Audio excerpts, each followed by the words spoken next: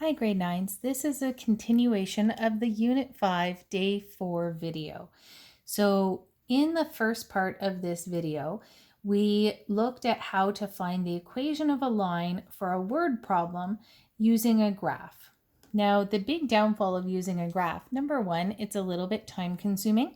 And number two, it may not be exactly accurate, especially if you don't have graph paper with you. So we're going to look at the next way of doing that using what's called an algebraic method to do the same equation of the line as in the last video, but without having to use the graph. So if you guys remember, in that video, we had 2 points. We had a time and a temp for temperature, and we knew at 4 minutes the temperature was 19 degrees Celsius, and at 8 minutes the temperature was 16 degrees Celsius. So we're going to take these and instead write them as points. So this would be the point 4:19, and this would be the point 8:16. So instead of graphing these points to then find the slope and find the y-intercept and find the equation, we want to see if we can do that without having to use the graph.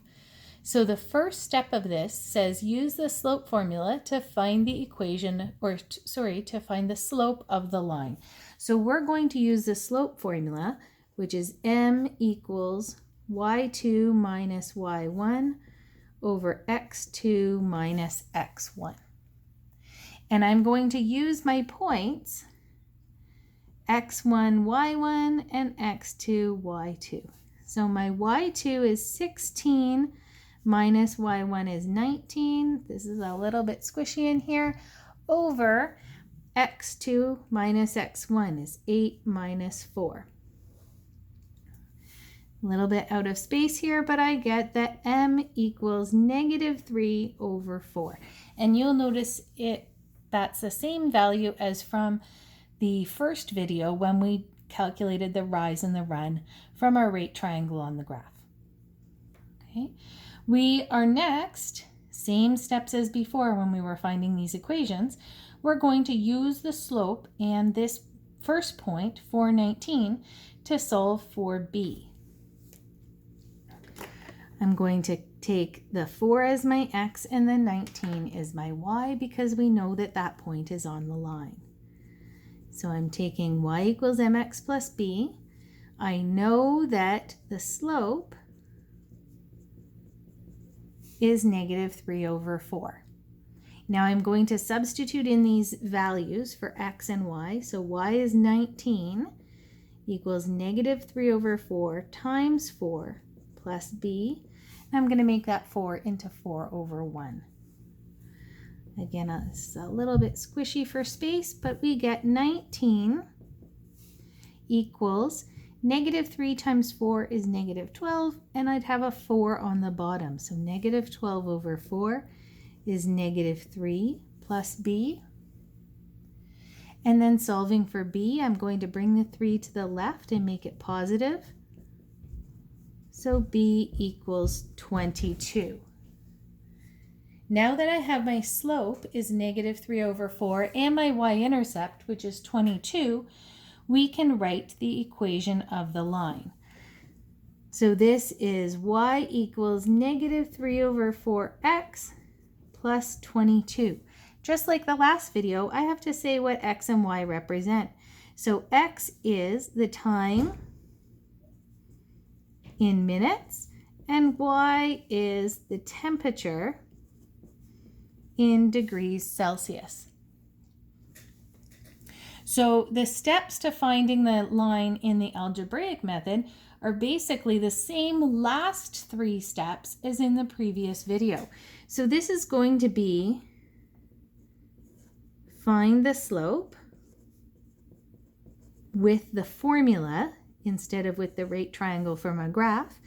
And then it's going to be find the y-intercept and write the equation. Again, really important for a word problem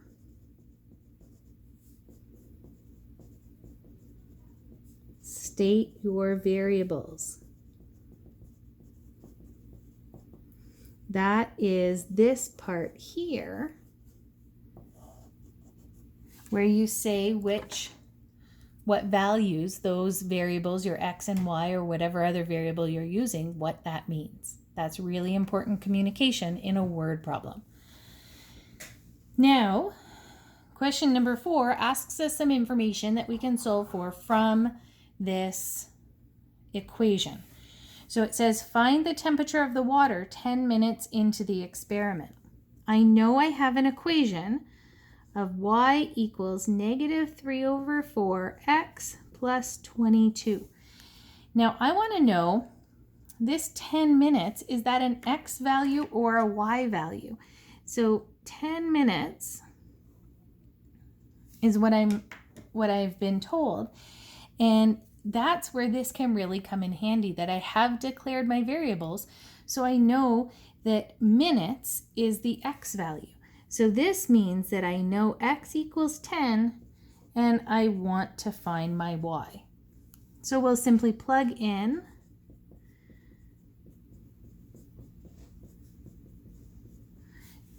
-3/4.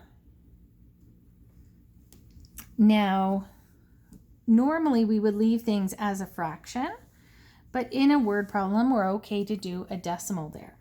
So here we've got y equals -3/4 times 10 is -7.5. And again, I'm only doing a decimal because I have a word problem. -7.5 plus 22. And if I add those together, I get 14.5. So that tells me the y value is the temperature. In a word problem, we need to write a therefore statement. So therefore, after 10 minutes, the temperature is 14.5 and my units are degrees Celsius. The last question. How long did it take the water to reach 7 degrees in the experiment? So again, you have to think, what do you have and what are you looking for? I know my equation.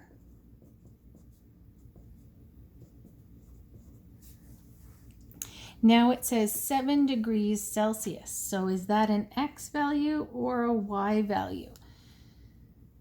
Degrees Celsius is a temperature, so this 7 is actually my y value. So I'm going to have 7 for y, and I'm looking for an x. So I'm going to substitute in a 7 here. -3/4x plus 22. And there's different ways to solve here. Maybe you multiply through by the 4 to eliminate the fractions. Maybe you're okay to just keep solving this. So I might bring this over.